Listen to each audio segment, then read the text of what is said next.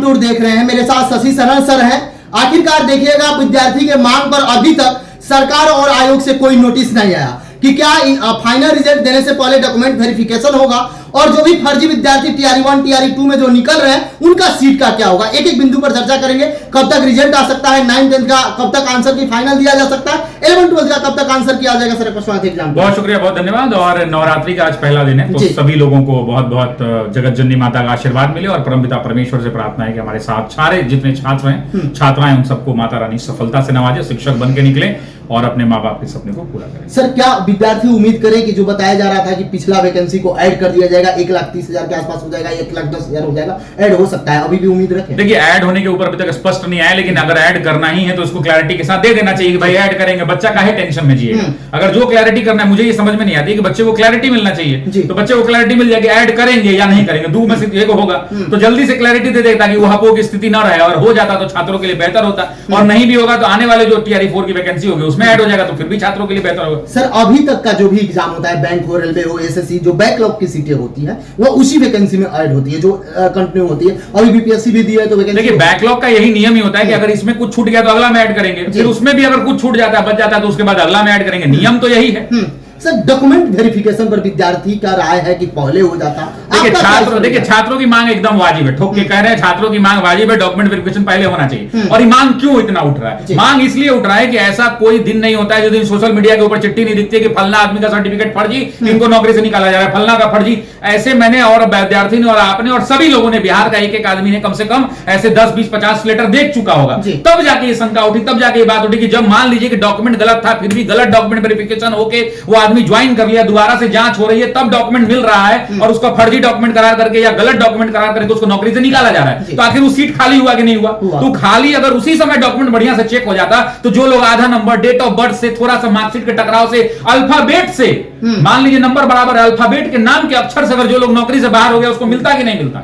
मिलता। तो वैसा क्यों, और क्यों ना उन पर भी जिम्मेदारियां तय की जाएं, जो लोग डॉक्यूमेंट वेरिफिकेशन किए उनकी जिम्मेदारी नहीं है। इसीलिए तब जाकर, अभी तक मांग नहीं उठी थी, लेकिन अब जाकर टीआरई 3 के अंदर में प्रखरता से छात्र मांग कर रहे हैं कि भैया अब ई नहीं होना चाहिए। जितनी सीटें निकाली गई हैं 87,000, क्यों निकाली गई हैं 87,000 वैकेंसी? 87,000 वैकेंसी इसलिए दी गई क्योंकि उतने लोगों की जरूरत है, और जब उतने लोगों की जरूरत है तो वैसी परिस्थिति के अंदर में उतने लोगों को लेना चाहिए। हाँ, एक मिनिमम क्राइटेरिया है कि 40% अंक आना चाहिए या 50% आना चाहिए, उसके ऊपर बहुत सारे छात्र रहते हैं। अगर नहीं आ रहे हैं छात्र तब कोई बात नहीं, लेकिन अगर उसके ऊपर अवेलेबल छात्र हैं और उनके बाद भी डॉक्यूमेंट बाद में चेक होकर गलत पाया जा रहा है, तो छात्रों को आहट तो लगेगी। तो इसलिए छात्रों की ये मांग है, डॉक्यूमेंट वेरिफिकेशन होना चाहिए और इसमें सजगता से विचार होना चाहिए, और मुझे लगता है कि ये होगा और होगा ही। सर बीपीएससी इस बार साफ बोल रही है कि मेरा काम नहीं है डॉक्यूमेंट वेरिफिकेशन करना, शिक्षा विभाग करेगी। भाई एक बात को समझिए, बीपीएससी क्या है? बीपीएससी एक एग्जामिनेशन कंडक्टिंग बॉडी है, बिहार लोक सेवा आयोग, जो बिहार सरकार के द्वारा जो अच्छे पद होते हैं, बड़े पद हैं, या जिन भी पदों की अनुशंसा सरकार या अन्य विभाग करते हैं, उसका वो परीक्षा लेती है। बीपीएससी का काम परीक्षा ले लेना है, जांच देना है, रिजल्ट बना के दे देना है। अब आप कहां ज्वाइनिंग कराइएगा, कहां डॉक्यूमेंट वेरिफिकेशन कराइएगा, ये उसका काम नहीं।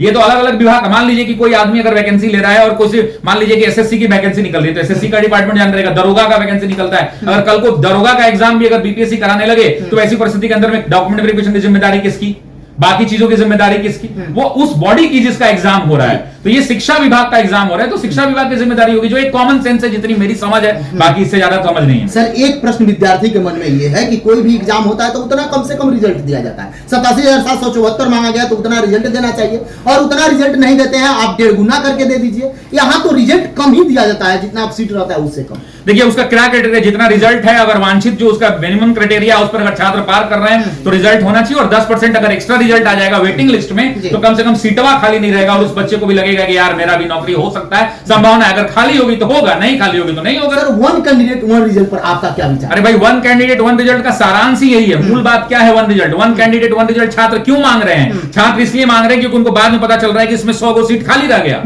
तो इसीलिए कह रहे हैं कि अगर एक कैंडिडेट पर एक रिजल्ट होता तो 100 को सीट खाली नहीं रहता। तो अंतिम उद्देश्य क्या है? जैसे राष्ट्रीय आंदोलन हुआ, गांधी लड़े, भगत सिंह लड़े, सबने अपनी लड़ाइयां लड़ी, लेकिन अंतिम उद्देश्य क्या था? कि भारत की स्वतंत्रता, भारत की उसी प्रकार से छात्रों का अंतिम उद्देश्य क्या है? छात्रों का अंतिम उद्देश्य बड़ा सीधा और सरल है। वो चाहते हैं कि जितने पदों पर बहाली निकाली गई है उतने सीटें पूरी पूरी भर दी जाए, खाली नहीं रहे। जो लोग अगर लायबल हैं तो दें, और अगर हाँ मिनिमम क्राइटेरिया पूरा नहीं कर पा रहे, मान लीजिए कि 10 लोगों को नौकरी की जरूरत है लेकिन उसमें से 8 लोग का नौकरी हुआ, 2 लोग अवेलेबल ही नहीं है क्योंकि उसमें 40% लाना था, 2 ऐसा बच्चा ही नहीं है जो 40 नहीं लाया है, तो वैसे में तो खाली रह जाएगा, वो बैकलॉग हो जाएगा, अगली बार जुड़ेगा।